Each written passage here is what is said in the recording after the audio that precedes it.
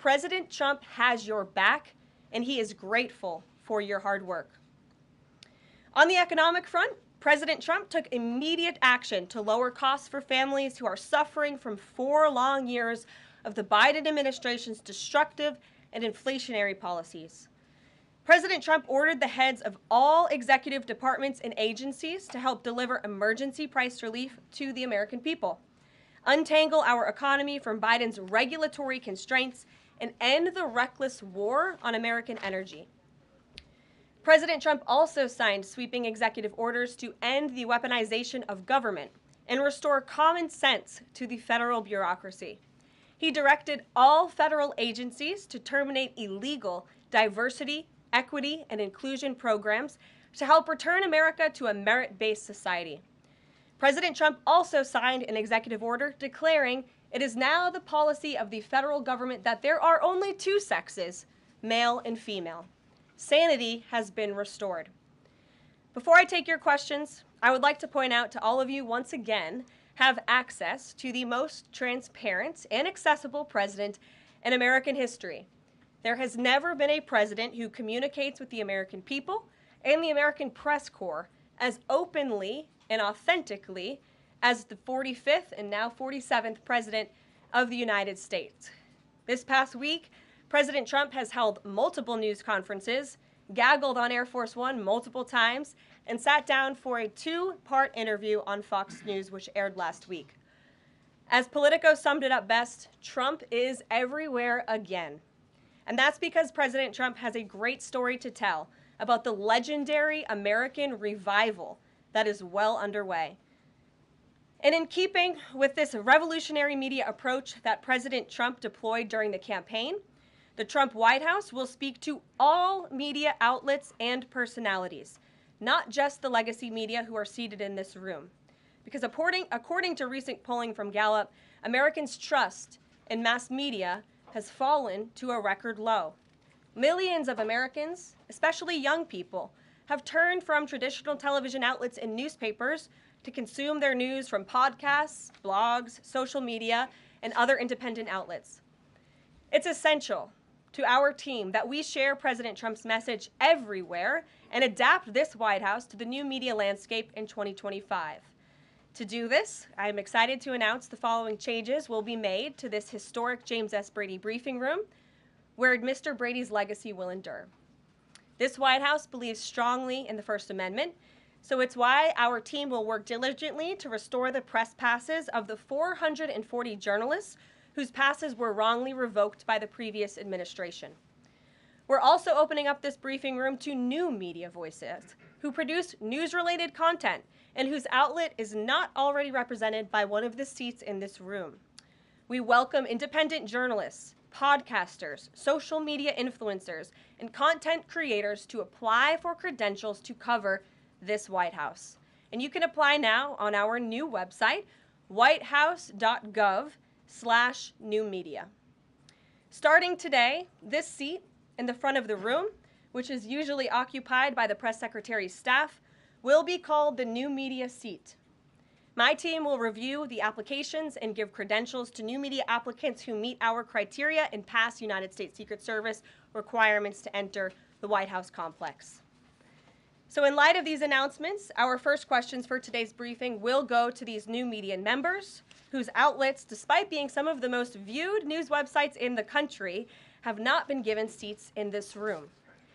And before I turn to questions, I do have news directly from the President of the United States that was just shared with me in the Oval Office from President Trump directly, an update on the New Jersey drones.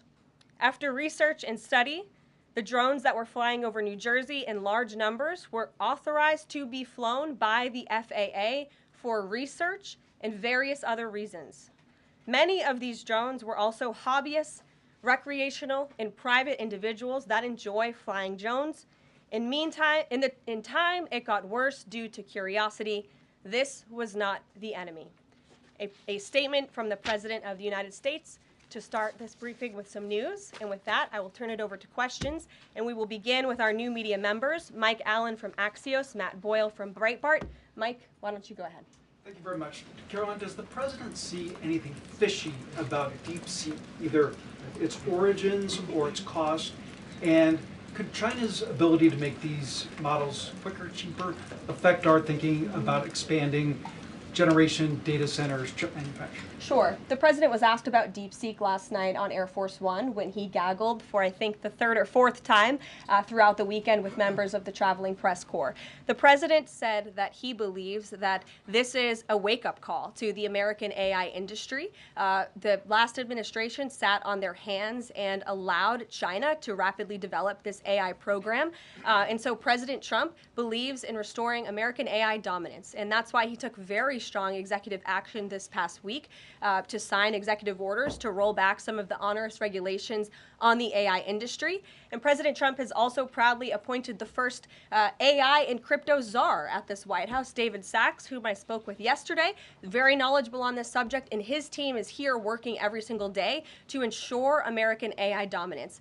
As for the national security implications, I spoke with NSC this morning. They are looking into what those may be, and when I have an update, I will share it with you, Mike. Karoline, you say restore U.S. dominance. Is there a fear that the U.S. either is falling or has fallen behind?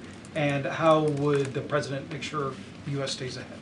No, the president is confident that we will restore American dominance in AI. Yeah, so Karoline, first off, thank you to you and President Trump for actually giving voices to new media outlets that represent millions and millions of Americans. The thing I would add, I've got a two-part question for you. The first is just can you expand upon what steps the White House is going to take to bring more voices, not less, which is what our founder Andrew Breitbart believed in, into this room where they rightfully belong. Yeah. Absolutely. And as I said in my opening statement, Matt, it is a priority of this White House to honor the First Amendment. And it is a fact that Americans are consuming their news media from various different platforms, especially young people. And as the youngest press secretary in history, thanks to President Trump, I take great pride in opening up this room to new media voices to share the president's message with as many Americans as possible. In doing so, number one, we will ensure that outlets like yours, Axios and Breitbart, which are widely respected and viewed outlets, have an actual seat in this room every day. We also, again, encourage anybody in this country, whether you are a TikTok content creator, a blogger, a podcaster, if you are producing legitimate news content, no matter the medium, you will be allowed to apply for press credentials to this White House. And as I said earlier, our new media website is whitehouse.gov/new media. And so we encourage people to apply. Again, as long as you are creating news-related content of the day and you're a legitimate independent journalist, you're welcome to cover this White House. And secondly, Karoline, you said you laid out several of the actions that President Trump has taken. Obviously, it's a stark contrast to the previous administration, a breakneck speed from President Trump. Can we expect that pace to continue as the first 100 days moves along here and beyond that? Absolutely. There's no doubt President Trump has always been the hardest working man in politics. I think that's been proven over the past week. This president has again signed more than 300 executive orders. He's taken historic action. I gaggled aboard Air Force One to mark the first 100 days of this administration, 4 p.m. last Friday, or first 100 hours rather. And this president did more in the first 100 hours than the previous president did in the first 100 days. So President Trump, I think you can all expect for him to continue to work at this breakneck speed, so I hope you're all ready to work very hard. I know that we are. Zeke Miller. Thanks, Karoline. A question that we've asked your predecessors of both parties in this job. When you're up here in this briefing room speaking to the American public, do you view yourself and your role as speaking on, advocating on behalf of the president or providing the unvarnished truth that is, not to lie, not to obfuscate to the American people? I commit to telling the truth from this podium every single day. I commit to speaking on behalf of the President of the United States. That is my job.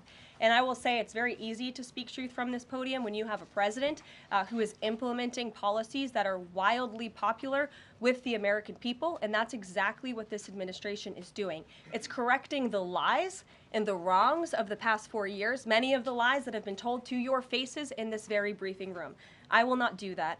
But since you brought up truth, Zeke, I would like to point out While I vowed to provide the truth from this podium, we ask that all of you in this room hold yourselves to that same standard. We know for a fact there have been lies that have been pushed by many legacy media outlets in this country about this president, about his family, and we will not accept that. We will call you out when we feel that your reporting is wrong or there is misinformation about this White House. So yes, I will hold myself to the truth, and I expect everyone in this room to do the same. And Karoline, just on a substantive question, yesterday the White House Office of Management and Budget directed across the board freeze, with some exceptions for individual assistance, we understand, to federal grants. It's caused a lot of confusion around the country among Head Start providers, among providers services to homeless veterans, Medicaid providers, states saying they're having trouble accessing the portal.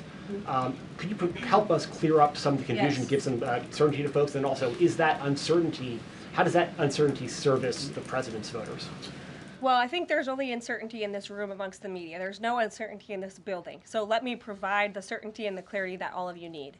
This is not a blanket pause on federal assistance and grant programs from the Trump administration. Individual assistance, that includes, I'm not naming everything that's included, but just to give you a few examples, Social Security benefits, Medicare benefits, food stamps, welfare benefits, assistance that is going directly to individuals will not be impacted by this pause. And I want to make that very clear to any Americans who are watching at home who may be a little bit confused about some of the media reporting. This administration, if you are receiving individual assistance from the federal government, you will still continue to receive that. However, it is the responsibility of this president and this administration to be good stewards of taxpayer dollars. That is something that President Trump campaigned on. That's why he has launched DOGE, the Department of Government Efficiency, who is working alongside OMB. And that's why OMB sent out this memo last night, because the president signed an executive order directing OMB to do just this. And the reason for this is to ensure that every penny that is going out the door is not conflicting with the executive orders and actions that this president has taken. So what does this pause mean? It means no more funding for illegal DEI programs. It means no more funding for the Green New scam that has cost American taxpayers tens of billions of dollars. It means no more funding for transgenderism and wokeness across our federal bureaucracy and agencies. No more funding for Green New Deal social engineering policies. Again, people who are receiving individual assistance, you will continue to receive that. And President Trump is looking out for you by issuing this pause because he is being good steward of your taxpayer dollars. Thanks, Karoline. Sure.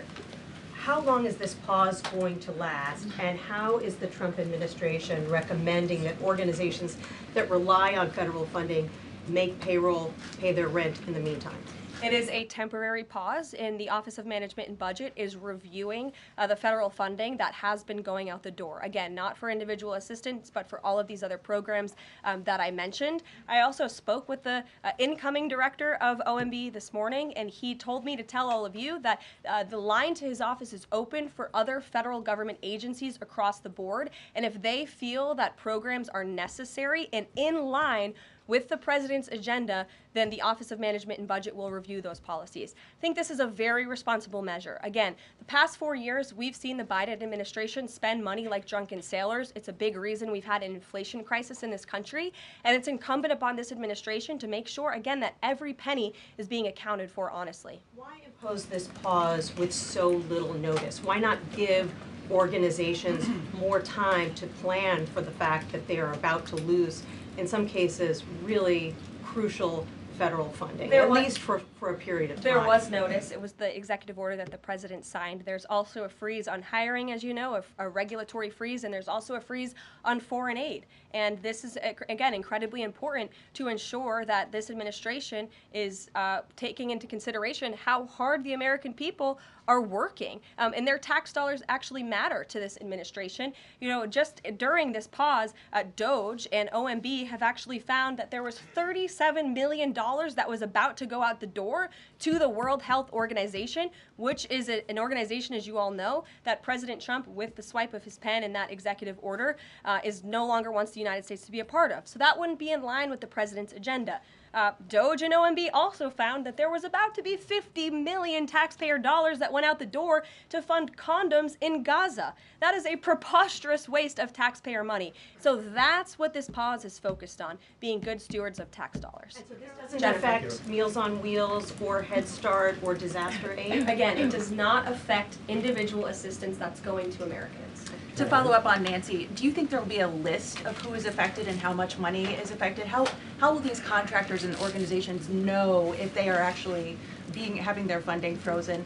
And then secondly, if you're willing, can you just clarify, is the end goal of this to essentially challenge Congress or to prove that the president can withhold federal funding? In other words, is this an attempt to pick a fight to prove that he can do this? No, absolutely not. As it says right here in the memo, which I have, and I'd encourage all of you to read it, it says the American people elected President Trump to be the President of the United States and gave him a mandate to increase the impact of every federal dollar. This memo requires federal agencies to identify and review all federal financial assistance programs and supporting activities consistent with the president's policies and requirements. The American people gave President Trump an overwhelming mandate on November 5th, and he's just trying to ensure that the tax money going out the door in this very bankrupt city actually aligns with the will and the priorities of the American people. So will there be a line? Yes. Welcome. You look great. You're doing a great job. You talked about transparency, and some of us in this room know how just transparent President Trump has been the last 5 or 6 years. I think you'll do the same. My question is, do you think this latest incident with the president of Colombia is indicative of the global, powerful respect they have for President Trump moving forward, not only to engage in economic diplomacy with these countries, but also world peace? Absolutely. I'll echo the answer that the president gave on Air Force One last night when he was asked a very similar question by one of your colleagues in the media. This signifies peace through strength is back. And this president will not tolerate illegal immigration into America's interior. And he expects every nation on this planet, again, to cooperate with the repatriation of their citizens who illegally entered into our country and broke America's laws. Won't be tolerated. And as you saw, the Colombian government quickly folded and agreed to all of President Trump's demands. Flights are underway once again. Two questions on deportations, if I may. President Trump had said on the campaign trail that he would deport pro-Hamas students who are here on visas.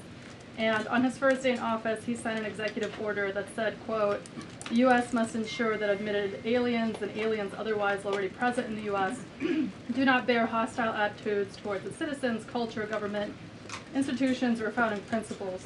So should we take this executive order as Trump saying he would be open to deporting those students who are here on visas but, hold pro-Hamas sympathies? The president is open to deporting individuals who have broken our nation's immigration laws. So if they are here illegally, then certainly he is open to deporting them. And that's what this administration is hard at work at doing. We receive data from DHS and from ICE every single day. From what we hear on the ground, ICE agents are feeling incredibly empowered right now because they actually have a leader in this building who is supporting them in doing their jobs that they were hired to do, which is to detain, arrest, and deport illegal criminals who have invaded our nation's borders over the past 4 years. That's what the president is committed to seeing. Peter. Just following up on the question on immigration first. President Trump, during the course of the campaign in 2024, said the following about illegal immigration. He said, they're going back home where they belong, and we start with the criminals. There are many, many criminals. NBC News has learned that ICE arrested 1,179 undocumented immigrants on Sunday, but nearly half of them, 566 of the migrants, appear to have no prior criminal record besides entering the country illegally. Is the president still focused exclusively, which is a civil crime, it's not criminal? It's a federal crime.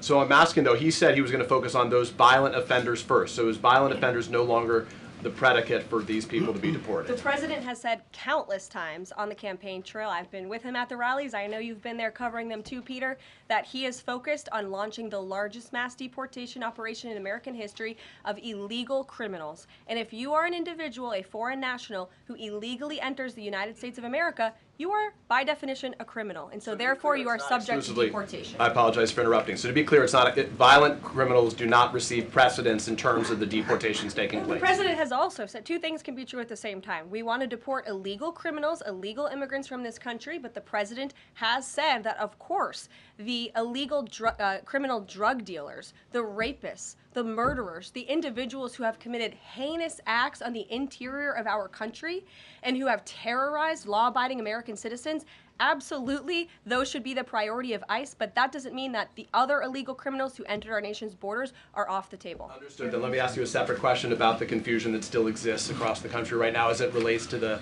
freeze or the pause as it's described. President Trump, of course, ran one of the key policy items was that he was going to lower prices, lower the cost of everything from groceries, as he often said. But in many of the cases, it would seem that some of these moves could raise prices for real Americans on everything from low-income heating, that program, child care programs. Will nothing that the president's doing here in terms of the freeze in these programs raise prices on ordinary Americans? What particular actions are you referring to that would? I'm referring to LHEAP right now. That's the low-income heating program, for example. We can talk about, there's no clarity, so I could refer to a lot of them. We don't know what they are specifically. Can you tell us that LHEAP is not one of those affected? So you're asking a hypothetical based on programs that you can't even identify. Well, What I can tell you just to be is clear, since you guys haven't identified, let's do it together just for Americans at home. Medicaid, is that affected? I gave you a list of examples: Social Security, Medicare, welfare benefits, food stamps that will not be impacted by this federal pause. I can get you the full list after this briefing from the Office of Management and Budget. But I do want to address the cost cutting because that's certainly very important and cutting the cost of living in this country. President Trump has taken historic action over the past week to do that. He actually signed a memorandum to deliver emergency price relief for American families, which took a number of actions. I can walk you through those. He also repealed many onerous Biden administration regulations. We know over the past 4 years, American households has been essentially taxed $55,000 in regulations from the previous administration. President Trump, with the swipe of his pen, rescinded those, which will ultimately put more money back in the pockets of the American people. So deregulation is a big deal. And then when it comes to energy, I mean, the president signed an executive order to declare a national energy emergency here at home, which is going to make America energy dominant. We know that energy is one of the #1 drivers of inflation. And so that's why the president wants to increase our energy supply to bring down costs for Americans. The Trump energy boom is incoming, and Americans can expect that. Caroline. Thank you. Caroline, I think some of the confusion may be here with this pause on federal funding. You've made it clear you're not stopping funds that go directly to individuals, but there certainly are lots of organizations that receive funding and then may pass along a benefit. Meals on Wheels, for one. They provide meals for over 2.2 million seniors.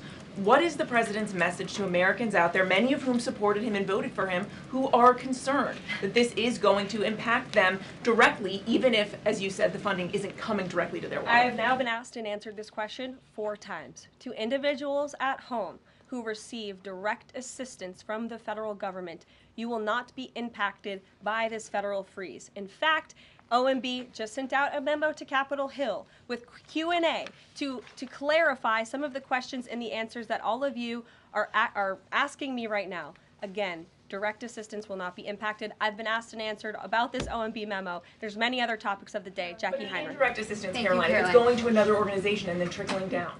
Direct assistance that is in the hands of the American people will not be impacted. Again, as I said to Peter, we will continue to provide that list as it comes to fruition. But OMB right now is focused on analyzing the federal government's spending, which is exactly what the American people elected President Trump to do. And one question on immigration, Caroline, on immigration. Of the 3,500 arrests ICE has made so far since President Trump came back into office, can you just tell us the numbers? How many have a criminal record versus those who are just in the country illegally? All of them, because they illegally broke our nation's laws, and therefore they are criminals as far as this administration goes. I know the last administration didn't see it that way, so it's a big culture shift in our nation to view someone who breaks our immigration laws as a criminal, but that's exactly what they are. You made a point of going with the worst first. They all have a criminal record? And welcome to the briefing If they broke our nation's laws, yes, they are criminal. Yes. Thank you. On stripping security details for figures like John Bolton, Pompeo, Brian Hook, Senator Tom Cotton said that he's seen the intelligence and the threat from Iran is real for anyone who played a role in the Soleimani strike. He voiced concern it wouldn't just impact those individuals, but potentially their family, innocent bystanders, friends, anyone who's near them when they're out in public. Is the president open to reconsidering his decision? The president was asked and answered this yesterday, and he was firm in his decision despite some of the comments that you had referenced, and he's made it very clear that he does not believe American taxpayers should fund security details for individuals who have served in the government for the rest of their lives, and there's nothing stopping these individuals that you mentioned from obtaining private security. That's where the president stands on it. I have no updates on that. Is there any concern that this decision might jeopardize the administration's ability to hire the best advisors for these kinds of positions in the future? No, in fact, I've talked to the Presidential Personnel Office, who has told me directly that there is such an influx of resumes for this administration that it's incredibly overwhelming. There is no lack of talent for the Trump administration. And Ron, would he take any responsibility if anything happened to these people? Would he feel at all that his decision was a factor in that? The president was asked and answered this yesterday. I defer you to his comments. Caroline. Reagan, since you're in the back row, I hear you, the back row hasn't gotten much attention in the last 4 years, so I'm happy to answer your question. And I can project. Does the president intend to permanently cut off funding to NGOs that are bringing illegal foreign nationals to the country, such as Catholic charities? I am actually quite certain that the president signed an executive order that did just that, and I can point you to that. More, Caroline. President Trump issued an executive order on increased vetting for refugees in visa applications. Right. Part of that order was considering an outright ban for countries that have deficient screening processes. Has the president considered yet which countries might fall into this category? Are countries like Afghanistan or Syria under consideration for a full ban? Yeah, so the president signed an executive order to streamline the vetting for visa applicants and for illegal immigrants in this country who are coming, of course, from other nations. It also directed the Secretary of State to review the process and make sure that other countries around the world are being completely transparent with our nation and the individuals that they are sending here. And so the Secretary of State has been directed to report back to the president. I haven't seen that report yet. We've only been here for a few days. One on the freeze in federal funding. Who advised the president on the legality of telling government agencies that they don't have to spend money that was already appropriated by Congress? Well, as the OMB memo states, this is certainly within the confines of the law. So White House counsel's office believes that this is within the president's power to do it, and therefore he's doing it. Okay, so they disagree with lawmakers who say that they don't have the power to freeze this funding. Again, I would point you to the language in the memo that clearly states this is within the law. And on what happened on Friday night, the administration fired several inspectors general without giving Congress the 30-day legally required notification that they were being fired. I think only 2 were left at DHS and the DOJ. And then yesterday we saw several prosecutors, I believe 12, fired from the Justice Department who worked on the investigations into the president. As you know, they are career prosecutors, therefore they are afforded civil service protections. How is the administration deciding which laws to follow and which ones to ignore? So it is the belief of this White House and the White House counsel's office that the president was within his executive authority to do that. He is the executive of the executive branch, and therefore he has the power to fire anyone within the executive branch that he wishes to. There's also a case that went before the Supreme Court in 2020, Scala Law LLC versus the Customs, Bureau Protection. I would advise you to look at that case, and that's the legality that this White House was resting on. So you're confident that if they bring lawsuits against you, those prosecutors who were fired, that they will succeed? We will win in court. And yes. Did he personally direct this, given they worked on the classified documents investigation and the election interference investigation? This was a memo that went out by the Presidential Personnel Office, and the president is the leader of this White House. So yes. Yes. Caroline. Caroline? Sure. Thank you. Congrats on your first day on the podium. Thank you. President Trump ended funding for UNRWA and also designated the Houthis a foreign terrorist organization. That's right. Both were decisions that the previous administration had reversed. So here's my question. Will there be an investigation into who gave the previous administration this terrible advice? Well, that's a very good point. I haven't heard discussions about such an investigation, but it wouldn't be a bad idea considering that the Houthis certainly are terrorists. They have launched attacks on U.S. naval ships across this world, and so I think it was a very wise move by this administration to redesignate them as a terrorist group, because they are, and I think it was a foolish decision by the previous administration to do so. As for an investigation, I'm not sure about that, but it's not a bad idea. Josh. Thank you for the question. I appreciate it. Can you give us an update on the president's plan for his tariff agenda. He spoke a lot about this yesterday, and there's a couple of dates coming up that he's spoken to. Number one, February 1st, he's alluded to both the potential for tariffs for Canada and Mexico, but also China to take effect on those days. What's he thinking about that? Yeah. Should those countries expect that on the Again, first? he was asked and answered this question this past weekend when he took a lot of questions from the press, and he said that the February 1st date for Canada and Mexico still holds. What about the China 10% tariff that he also had mused about last Tuesday going into effect on the same date? Yeah, the president has said that he is very much still considering that for February 1st. Yesterday he talked also about sectoral tariffs on, for instance, pharmaceuticals as well as semiconductor computer chips. He talked about steel, aluminum, and copper. What's the timeline on those? Is that a similar sort of coming days thing? Yeah, so when the president talked about that in his speech yesterday, that actually wasn't a new announcement. That was within a presidential memorandum that he signed in one of the first days here in the White House on his America First trade agenda. So there's more details on those tariffs in there. As far as a date, I don't have a specific date to read out to you, but the president is committed to implementing tariffs effectively, just like he did in his first term. Finally, he also was asked on the plane when he gaggled about the potential for a universal tariff. He was asked maybe about 2.5%. There was a report about that. He said he wanted much bigger than that. Should we understand that these tariffs would add up?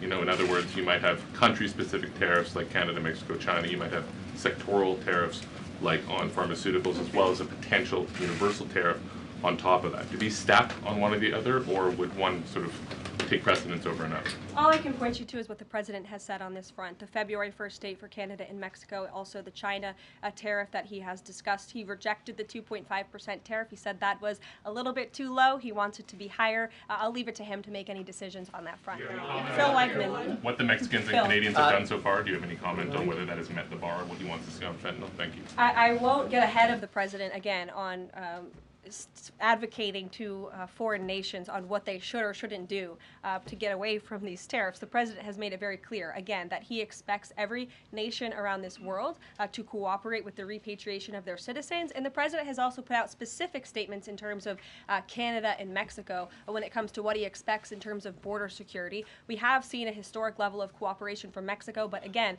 as far as I'm still tracking, and that was last night talking to the president directly, February 1st is still on the books. Phil. Thank you, Caroline. Quick programming note and then a question on taxes. Well, in terms of programming, should we expect to see you here every day? How frequently will these press briefings be? It is a good question, April. So look, the president, as you know, is incredibly accessible. First day here, he wanted all of you in the Oval Office. You got a 60-minute press conference with the leader of the free world while he was simultaneously signing executive orders. I may add that's pretty impressive. I don't think the previous office holder would be able to pull such a thing off. So look, the president is the best spokesperson that this White House has, and I can assure you that you will be hearing from both him and me as much as possible. And then a question about tax cuts. You know, the president has promised to extend the tax cuts from the previous term. I'm curious, you know, does the president support corresponding spending cuts as some Republicans have called for in Congress? And will the new Treasury Secretary be leading those negotiations with the Hill as Mnuchin did during the first administration? The president is committed to both tax cuts and spending cuts, and he has a great team negotiating on his behalf, but there's no better negotiator than Donald Trump, and I'm sure he'll be involved in this reconciliation process as it moves forward. Caroline, in the announcement that you made last night on the Iron Dome, it said the president had directed that the United States will build this Iron Dome. Yeah. When you read into the executive order, it seemed short of that. It asked for a series of studies and reports back to him. Can you tell us whether the president has directed this? And if he is as concerned on this issue, why the suspensions that we saw listed by OMB included so many different nuclear programs, non-proliferation programs, programs to blend down nuclear weapons, and so forth? First of all, when it comes to the Iron Dome, the executive order directed the implementation of an Iron Dome. It also, as you said, kind of directed research and studies to see if or how the United States can go about doing this, particularly the Department of Defense. When it comes to the other question that you asked about those specific programs, again, I would say this is not a ban. This is a temporary pause and a freeze to ensure that all of the money going out from Washington, D.C. is aligned with the president's agenda. And as the Office of Management and Budget has updates on what will be kickstarted once again, I will provide those to you. Just to clarify for a sec what you were saying before on Medicaid. It wasn't clear to me whether you were saying that no Medicaid would be cut off. Obviously, a lot of this goes to states before it goes to individuals and so forth. So are you guaranteeing here that no individual now on Medicaid would see a cutoff because of the pause? I'll check back on that and get back to you. John. Thanks a lot, Caroline. As you know, in the first week that the president was in office, signed an executive order as it relates to birthright citizenship, trying to eliminate that. Now, 22 state attorney generals have said that this is unconstitutional. A federal judge has just agreed with their argument. What's the administration's argument for doing away with birthright citizenship? The folks that you mentioned have a right to have that legal opinion, but it is in disagreement with the legal opinion of this administration. This administration believes that birthright citizenship is unconstitutional, and that is why President Trump signed that executive order. Illegal immigrants who come to this country and have a child are not subject to the laws of this jurisdiction. That's the opinion of this administration. We have already appealed the lawsuit that was filed against this administration, and we are prepared to fight this all the way to the Supreme Court if we have to, because President Trump believes that this is a necessary step to secure our nation's borders and protect our homeland. On foreign policy, Caroline, on foreign policy, if I may, the president's commitment to the NATO Defense Alliance, is it as strong as the prior administration? Is it the same as when he served as president in his first term in office? As long as NATO pays their fair share, and President Trump has called on NATO allies to increase their defense spending to 5%. You actually saw the head of NATO at Davos last week on Bloomberg television saying that President Trump is right, and if Europe wants to keep itself safe, they should increase their defense spending. I would just add that there was no greater ally to our European allies than President Trump in his first term. The world for all nations in Europe, and of course here at home, was much safer because of President Trump's peace through strength diplomatic approach. Monica. Thank you, Caroline, and it's great to finally be called on as well in the briefing room. I appreciate that. You're welcome. Of course, we know President Trump just got back from North Carolina and California meeting with victims of natural disasters. There's the 2-year anniversary of the East Palestine, Ohio toxic train derailment. Does the president have any plans to go visit the victims of that toxic spill or just visit in general? No plans that I can read out for you here. If that changes, I will certainly keep you posted. What I can tell you is that President Trump still talks about his visit to East Palestine, Ohio. That was one of the turning points, I would say, in the previous election campaign, where Americans were reminded that President Trump is a man of the people, and he, as a candidate, visited that town that was just derailed by the train derailment, no pun intended, and he offered support and hope. Just like I saw the president do this past week, it was a purposeful decision by this president on his first domestic trip to go to North Carolina and to California to visit with Americans who were impacted by Hurricane Helene and also by the deadly fires. A red state and a blue state, both of which feel forgotten by the previous administration and the federal government. That is now ended under President Trump. He will continue to put Americans first, whether they're in East Palestine, in Pacific Palisades, or in North Carolina.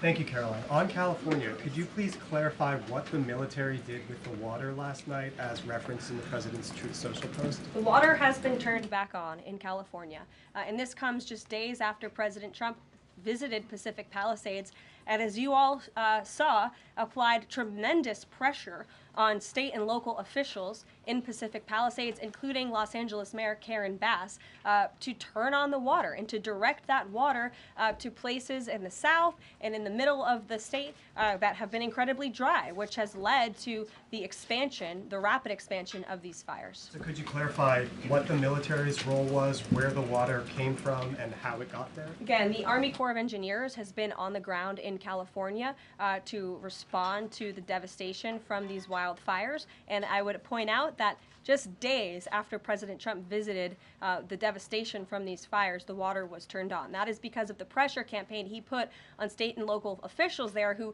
clearly lack all common sense. And I will never forget being at that roundtable with the president last week and hearing the frustration in the voices of Pacific Palisades residents who feel as though their government has just gone insane.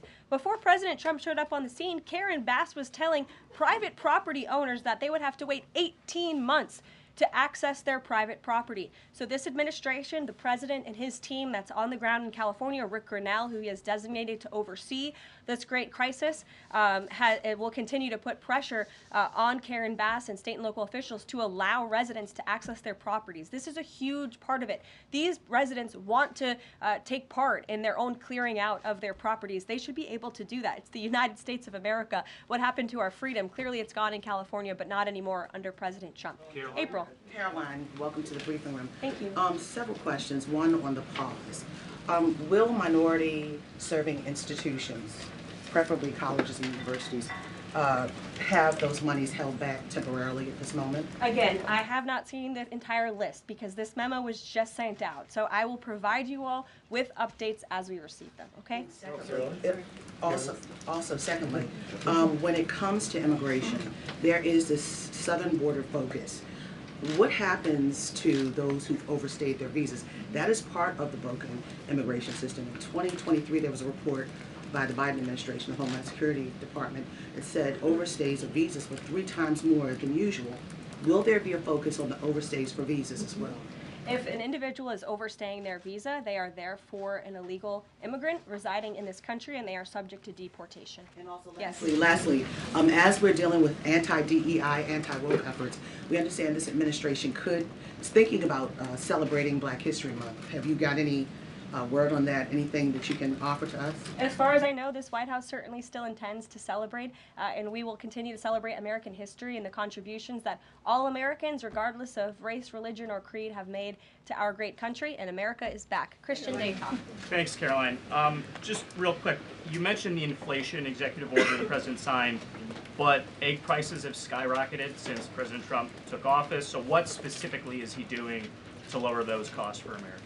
Really glad you brought this up because there is a lot of reporting out there that is putting the onus on this White House for the increased cost of eggs. I would like to point out to each and every one of you that in 2024, when Joe Biden was in the Oval Office or upstairs in the residence sleeping, I'm not so sure, egg prices increased 65% in this country. We also have seen the cost of everything, not just eggs. Bacon, groceries, gasoline have increased because of the inflationary policies of the last administration. As far as the egg shortage, what's also contributing to that is that the Biden administration and the Department of Agriculture directed the mass killing of more than 100 million chickens, which has led to a lack of chicken supply in this country, therefore a lack of egg supply, which is leading to the shortage. So I will leave you with this point. This is an example of why it's so incredibly important that the Senate moves swiftly to confirm all of President Trump's nominees, including his nominee for the United States Department of Agriculture, Brooke Rollins, who is already speaking with Kevin Hassett, who's leading the economic team here at the White House, on how we can address the egg shortage in this country. As for costs, I laid out the plethora of ways that President Trump has addressed saving costs for the American people over the past week. He looks forward to continuing to doing that in the days ahead. Thank you guys. Are Medicaid portals down in all 50 states? That was good.